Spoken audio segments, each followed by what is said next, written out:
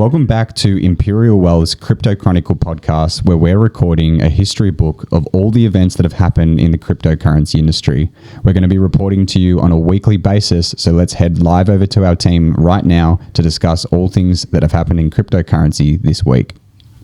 G'day. Welcome back to yet another week.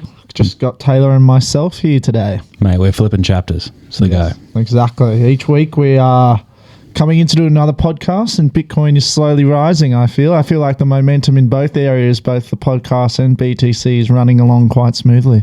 Absolutely. I think at the last few weeks, everyone's been saying how much they're enjoying it. And I think obviously the momentum of the coins and the market trending upwards also just increases everybody wanting to hear about it more. So it's always positive, you know what I mean? Yeah, exactly. I agree in totality there, because both on the fundamental and technical side, things are heating up. Obviously, the race to these ETFs, we love talking about it each week, and each week we come back with some more pieces of news. Mate, it's the longest race. It's the Melbourne Cup is nothing in comparison. No. Maybe I'll finish at the same time. When is it? Not next. Ooh. Yes, next Tuesday. Is it? Ooh, yes. Yeah, that's actually spicy. I like it. Might get Data Man to look into some data for that. Do some form guides for us. Yep. Alrighty. Well, we do have three pieces of ETF news just to quickly talk about. Hashdex has engaged with further discussions with the SEC regarding their application.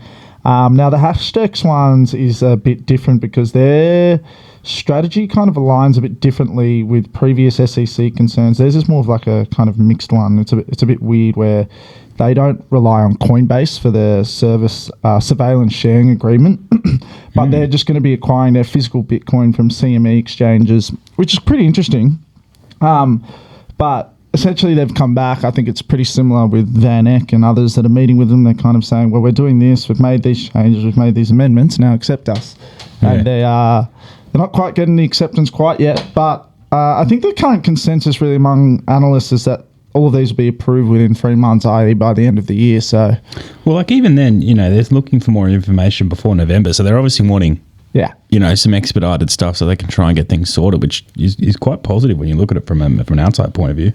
Yeah, for sure. And I think even people are expecting, a decision or resolution in coming weeks, really. And it's interesting to kind of, no one knows, and, you can only make wild assumptions. But I guess what a lot of people's thinking will be, and maybe it is what's correlating with price action at the moment, is maybe people are trying to front run this decision, and a lot of whales and institutional investors and stuff are going, well, if this gets accepted in 3 weeks, and, we spoke about this on the podcast previously, and we saw Bitcoin, do that fake pump off the fake news, so whatever assumptions you want to make, and they're trying to front run the actual real pump in that single candle to 50k or whatever it might be. But yeah, it's interesting, isn't it? The current landscape of people's thinking and how to judge it all. All I can think of is Mariah Carey singing "All I Want for Christmas." You know what I mean? So it's going to be pretty interesting to see where the data lies come sort of end of year, early Jan. Yeah, and we'll speak about that when I get to the technical part soon, because I think the most interesting aspect to me right now is, and we have spoken about this prior, is macro versus the Bitcoin cycle. And, do you have to factor in how scary the macro is for next year and the year after, or are you going all your eggs in one basket because this is how the cycles work? We've got the halving and we've got the ETF, but what happens if there's a Great Depression? And I think that's what's the most interesting aspect for me currently, technically, is, and me and you spoke about this privately, is the DXY versus Bitcoin, how, DXY gigapumped last week off of support. Bitcoin didn't flinch, but then stocks are still so highly correlated to the USD that they got absolutely slaughtered. But BTC didn't follow. No, I think we may be playing a bit of catch up from early in the year. Yeah, I think what you'll find is both markets like to front run one another. You'll usually find BTC sees a huge pump. It will then later get a pullback, and you'll see tech stocks in the NASDAQ then follow it and really pump, and sometimes the contrary happens. So, have you seen the rhetoric change when it comes to the outside markets? Like, I've been noticing it in the last week and a half. Take us back 3-4 months ago, everyone's going 2024 is going to be doom, gloom, recession, like the world's going to end in a sense. Yeah. I was reading an article this morning, and it was obviously a bit of a fluff piece in itself, but even the rhetoric has changed about, property market hotting up for 2024. Like, everyone's thinking that we're sort of past the hump Yeah, it's interesting. I think the one thing, I've read a lot of stuff about 2008 versus now in the media back then, and the media are always the ones that either try and hide what's about to come for you, or they literally have no idea. Yeah, exactly. So it's hard to say, because I guess to your point there is, I remember personally when I was analysing all the stock markets, DXY, BTC in November of last year, I always envisioned the stocks would get a huge rally in 2023. If you go back to September or November of last year and you get up every single media piece on the economy there, they were telling you right then and there we were in a recession and we were dead in 2023. So now I find it funny that we're in this stage of 2023 where things look okay and they're telling us 2024 is going to be okay. So once again, you can only make assumptions and fair. Try and Hey, it'll be whether or not they get that 10 billion for. I did see today that they are borrowing 800 billion the US.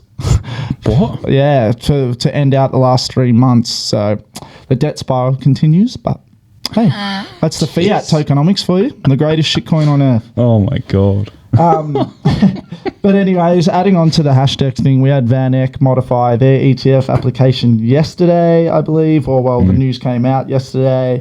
Similar to hashtag, there's slightly alters to other ones because they use cash for initial capitalization. But once again, this is more so just do-overs. Needs to get past Gary, which is what I wanted to talk about next, which hopefully most people have seen. I did post an article for our keen readers in the Discord this morning, and I think I posted the video actually in the Discord on the weekend, or maybe to you guys, but of Gary in 2019. Now, we know Gary used to be a staunch supporter of crypto. Have you seen the video of him pumping algo up at one of his MIT things? Talking about how cool algo is, and now apparently algo is a security, according to him, funnily enough. But there is a funny video, and I'll include the video itself in the Crypto Chronicle, but it's him talking about how inconsistent it is that the SEC approved futures ETFs and not spot ones, and now he's the one trying to deny the spot ones but keep the futures ones. So I just feel like the word inconsistent is inconsistent with how around the bush he is. Yeah, I think it's pretty clear now that whoever's above him is pushing him to do whatever. I don't think it's probably his own personal conviction and opinions, because we've seen what they are when he doesn't have a higher up in the past, and he clearly thought differently. So it's hilarious to watch. I would advise watching it in the Chronicle or on the news article that I posted. But yeah, I was saying to you guys this morning, I was like, why haven't Grayscale used this in court against him and said, your agency is saying that we are not allowed this because of this, but the head of your agency 4 years ago was talking about how inconsistent was that the SEC was rejecting these. You probably wouldn't be able to use it. It'd be past its point, but you just need to poke the bear to make him say it again, really. Yeah. Which hopefully is sometime soon, but couple more things just quickly. There was a new speaker announced to Congress. Actually, it wasn't the one that we wanted, Thomas Emmer, that came up late last week, you would have seen, like me and you discussed, that he bashed Gary in Congress prior about his viewpoints. Yeah, he is a weapon. So he was only there momentarily, but Mike Johnson has been appointed. Now, this isn't too important because his stance is actually relatively unknown on cryptocurrencies. But he's just got huge support from mainstream Republicans like Donald Trump. So, it's pretty easy to see why he got in there. But, obviously the crypto community, like myself and you, wanted Thomas Emmer because he's a prominent digital asset advocate. But, hopefully in the coming weeks, there's big bills going down in the US about regulation, which is super important to our industry. So hopefully these get done and we see a bit more movement in Congress on these things. So exciting times. Very exciting, very exciting.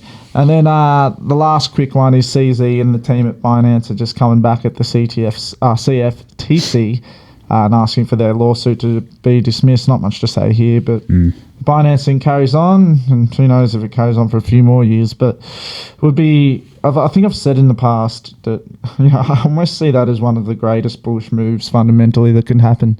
SEC and CFTC losing to ZZ in court would be monumental. There's a lot of C's there.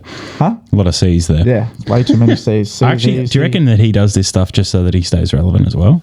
Who, CZ? Yeah, to a degree. Like, lots going on in the market. He's not. There's very little FUD going on at the moment. He's like, oh, I've got to stay relevant. Maybe. Maybe. He does like to post about himself, so I wouldn't be surprised. Oh, God, the photos of him moving on the background, big on. Oh, it's amazing. Yeah. He loves himself, but... we love him too. Yeah, I do love him. I do love him for now until maybe we find out the truth we don't want to hear, and then maybe I don't. But no, I do like CZ for now. But let's move on, because there wasn't a lot fundamentally, as we said, but there's been a lot technically occurring. So 2 weeks ago, 14 days ago exactly, we're at 28K. Last week we're at 33K. This week we're at 34.6K. So as I said at the start, I would love to see the continued momentum of the podcast and the price action continue together.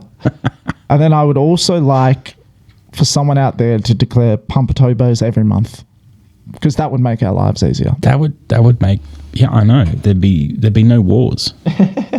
There literally wouldn't be, I think. It'd be amazing. But I will quickly touch on what I said before. There seems to be a decorrelation occurring between BTC and the other financial markets. So this is something to keep your eye on if you are someone that likes to analyze the two together, which, you know, most analysts have been doing the last 12 to 18 months, given it was the highest correlation coefficient in BTC's infancy throughout all of 2022. But yeah, BTC is hardly flinching at the moment, as the DXY kind of remains in the mid 106s, is it? Yeah, I believe it is. But we really, if you want to see any bullish cases for, well, bearish case for DXY, but bullish case for other financial markets, you want to see the DXY eventually lose that 105 level. Oh, that'd be amazing. Yeah. It's got really strong support though, doesn't it? Yeah. Yeah. So it keeps getting eaten up there every time we head down there. But that's what I want to talk about next. FOMC on Wednesday. So there's a ton of data being released. I think it's Wednesday US time, so maybe Thursday our time. I think that would make sense. Yeah, what, 4:30, isn't it? Yeah. So new jobs report on Friday, but just with the interest rate hike, there's a 96% chance of a continued pause or higher for longer, essentially. But a rate cut comes in at 4%, so we can probably, you know, put our bets on there being just another pause, which would be the third or fourth this year, I think. Be interesting to see what next year brings in, because is this the last meeting for the year, or is there one more in December? I think there's one more, but I'd need to double check that. Yeah, I'm not too sure. Because it'd be interesting to see what their rhetoric is for the remainder of the year, because obviously we won't, you know, it'll be weird to see where we end up, and if there's obviously rhetoric of we're going to slow down, Yeah. Bumptober continues to up November. Yeah. Well, I did probably, I did mention that here, that, you know, I don't think this, once again, a lot of these FOMC meetings aren't about what the rate cut is. We pretty much know 99% of the time what it's going to be. It's about the language he uses after, what he says about next year, early next year, or if it says about a December meeting and what they're relying on, what data they're looking for, and that's how you can kind of gauge what's going to be incoming for the coming months. But the most interesting thing I find, particularly just for crypto, not other financial markets, is tomorrow Australian time, but Thursday Australian time will be the monthly close of Pumptober, and that will coincide with FOMC and all this data release. So don't know if we get an end of month dump if everything comes out really badly, or everything comes out really good, and maybe we can even close the monthly candle above this next line of resistance for Bitcoin. That would be unbelievable. Mate, almost 30% month is not bad. Yeah. Hey, we can always ask for more. We can always want more. Yes. But the bullish cases, for Bitcoin really remain pretty positive right now. We're above the 50, 100, and 200 SMAs, which also includes above the 200 weighted moving average as well, the WMA. And I've just kind of noted here that it'd be awesome to close the monthly candle above these, because we just closed the weekly and daily candles, of course, above all of these as support, which is really awesome. I think also on the daily, we're getting a golden cross on the SMAs, which historically, once again, has been very bullish. But you can't always just rely on these alone. I remember probably a month or two ago, everyone posting about the death cross on them, and it didn't really happen. So, that's something to note. And then obviously, I like saying this once a week, but our bullish market structure still intact, and it obviously seeks to put in its next higher high. I don't know if that's here, it's higher, and then maybe we get a bit of a retracement and a pullback to shake out some people before the next move higher, if that structure stays intact. But in any case of dumping from here, and we get a bit of a deleveraging done because there are a lot of perps and a lot of longs being carried in this market, is that 32.4K level, which represents our prior March 2022 highs, which was our level of resistance that we actually just broke through pretty easily. But if we do come back, I'd like to test that as support, to kind of confirm that it's a support resistance flip. And also it also represents a few different areas of confluence, such as it does represent the 382 Fibonacci retracement of this local area. So yeah, if we hold above, even if we came back and we pulled back, $2,000 to 32.2, 32.4, and we held that, I'd see that as, sometimes I see those retests as even more positive than just coiling here and consolidating, because at least the bears have had a dip, getting rid of us, and you weren't able to. So, and it shows how much stronger the demand there is off those kind of levels, and that people don't want to see price go below. So, that's kind of it. What I will speak on is alts as well. Probably the last 7 days probably been the most significant alt price action I think I can remember in a long time. Yeah, definitely. Like what? All of the main. Yeah, so I've written down here, we had Sol. Obviously, Sol has probably gone from, I think, 20-ish to 36. It's been incredible. Yeah. And then Gala was as low as 1.2 cents. I think it's up to 2 cents now, as high as 2.1, 2.2 cents. Yeah. Link, everyone obviously knows about Link. That's probably come from $5.5, $6 and 2x as a top 10 project, same as Sol. So think about how much money actually going. Almost $12. Yeah, I know. Adam was booming before. Yeah, Adam's broken a downtrend. FET is another one. FET in the Trading Academy, we bought at 18 cents or 16 cents or something. It's already 37 cents. That was only a couple of months ago. So Phantom's another. I think it reached a low of 16, 17 cents. It's up at 25 cents. It's good to see Phantom. Yeah. But yeah, essentially we're seeing more and more alts kind of continue these breakouts, breaking certain downtrends that have been existing probably since our last local high in August. When was that high we put in? July. Yeah, June, July was, 32K1, the prior one. 31.8 and all that sort of stuff, alts have just, because Bitcoin dominance went so high on that move up, and then what happened was Bitcoin did that huge dump and retraced, alts just absolutely got killed. So pretty much erased any gains they did in the first 6 months of the year. I think we probably saw that with Sol. We bought Sol at the end of last year for $20, watched it go all the way back up to 30-ish, I think, and then came all the way back down to 14 or whatever it was. Yeah, it had been like balancing this really hard rejection rate when it peaked at like 32 and then it came all the way back down and crossed over at 20 odd bucks. It was good. Yeah, and so really the tale of this story is if you go to the Total 2 chart, which is the Total 2 market capitalization, which excludes Bitcoin and ETH, you can see that in this month alone it's up 17%, which is very large. It was holding a very integral support level.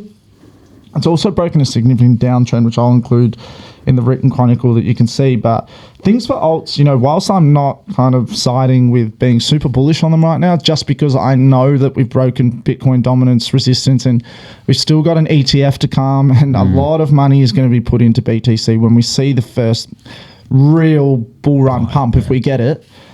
Because the tale of the story is always Bitcoin first, ETH second, ETH to alts, back to BTC, and it kind of whilst they are breaking out, you haven't seen the true breakout until Bitcoin dominance reverses, ETH pumps, and then the alts really pump. So at least it's a little taste teaser for those that are wondering what actually can occur in a bull market. Just imagine kind of these alts breaking out, but on steroids, to put it lightly.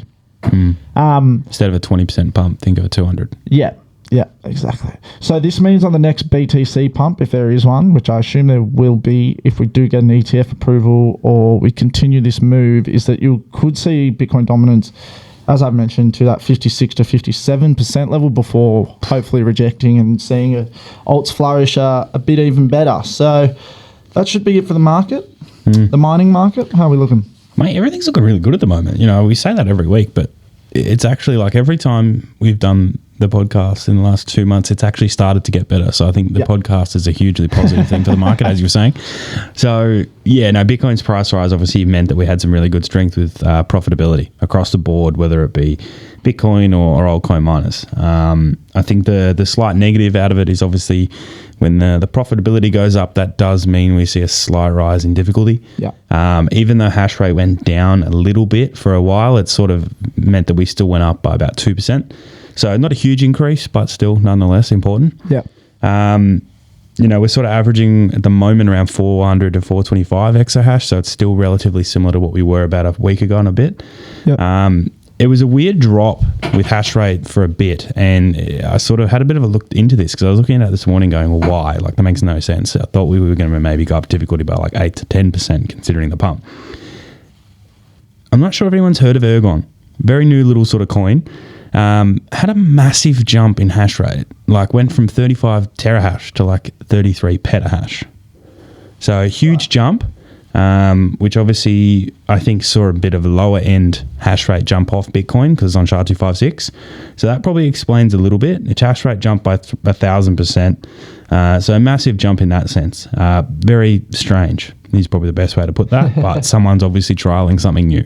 Yep. Only way to look at it. It's not very profitable, I'll put it that way. But yeah, someone just decided to give it a go for a few days. Transactions spiked last week, which was really good for everyone. We're talking about 0.5 to 0.6 extra Bitcoin per block, which was really nice. And that usually correlates with those sort of giant events in a sense. Mm-hmm. They come back down again every week. They sort of fluctuate after the weekend. I think at the moment we're sitting at about 0.15 to 0.2. So still relatively healthy at that point.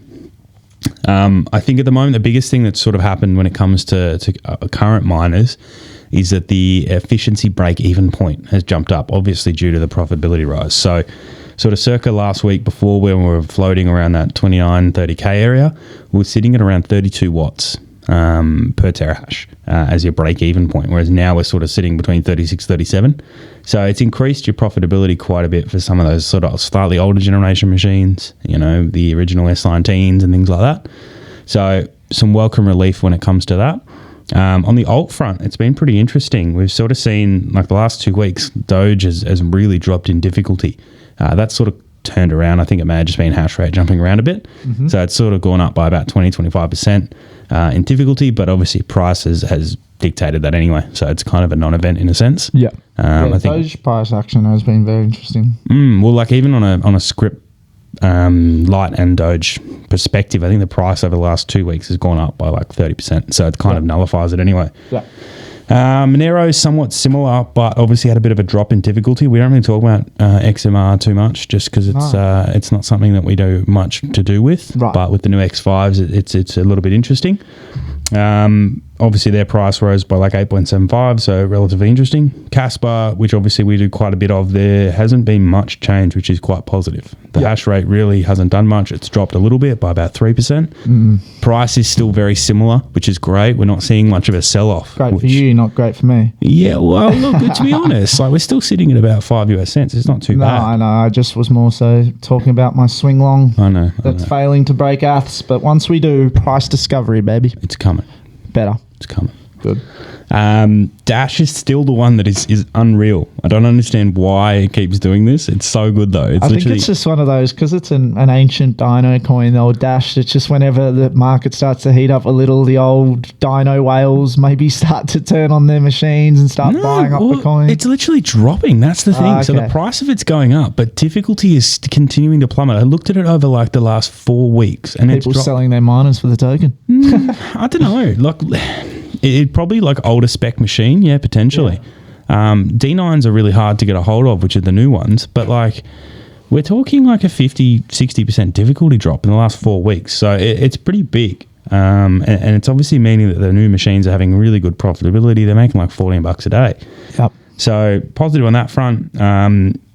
KDA, Kadena, obviously we've got quite a few clients that mine that. There's not really been any change in difficulty, which is really lovely. A lot of them, it's been more of a long-term view, which we all are.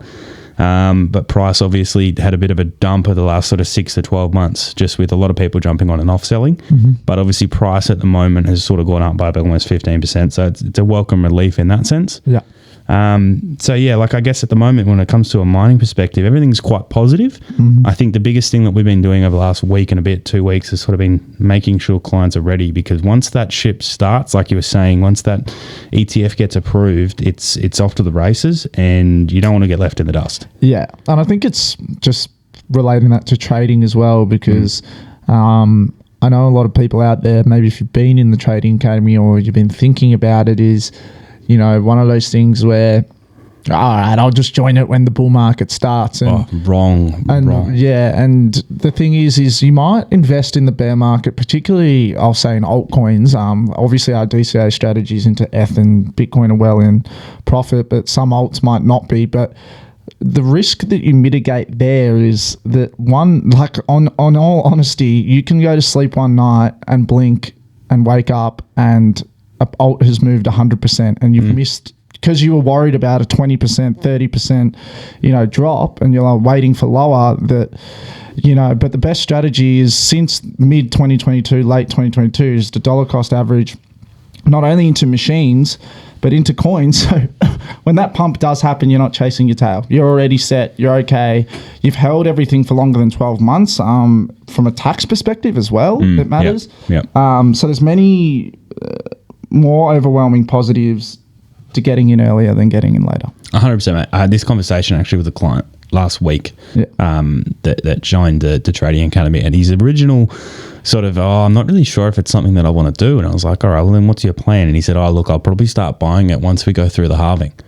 Yeah. And I'm like, so what, in about 6 to 8 months? He's like, yep. And I said, okay, why do you think you'll start doing that? And he's like, I think there's still a bit more to bleed. And I said, okay, what do you think's going to happen once the ETF get approved? And he's like, I think everything will move. And I said, well, that's in January, theoretically. Like, do you know what I mean? Like, that could happen at any minute. Yeah.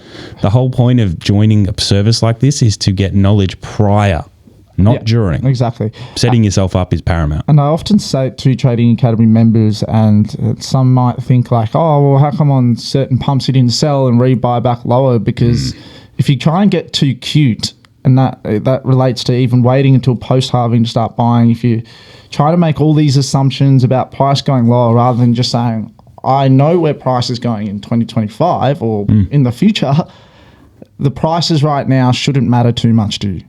You know, 20, 30, 40, even 50% drops in some, because, for instance, you could have sat on, I can think of Link, watched it at $5.50 for 2 years. You had 2 years to buy, people had 2 years to buy Link at $5, 2 years. Yep. And there would have been people sitting there like that client that said, it's been $5 for 2 years. I'm not going to miss out. It's going to go to $4, $3, and now they're seeing it at $11, $12. Yeah. And now their thinking is, again, it's too late. I missed it. Now I've got to watch it bleed again. Link could be $30 in 3 months. It could be $30 tomorrow for all we know. So, patience can get you a long way, but I think getting yourself into the market, whether that be miners, whether that be alts, Bitcoin, whatever, in a bear market, holding, dollar cost averaging is always the best strategy.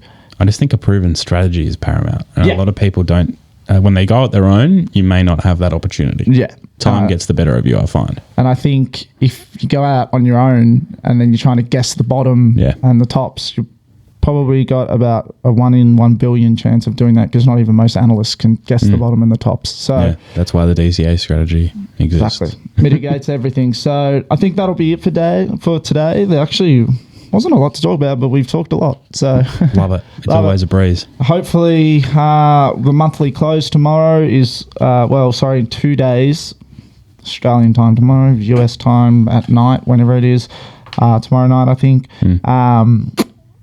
Hopefully we close around here or even higher. As I said, if we get a little pullback, don't fear. Hopefully it's an SR flip holding support. If you ever want any miners, Trading Academy, day trading, get in contact with either Taylor or myself, most likely Taylor. And we'll speak to you soon. Lovely. Thanks for having me, Mitch, and we'll speak to everyone soon. No worries.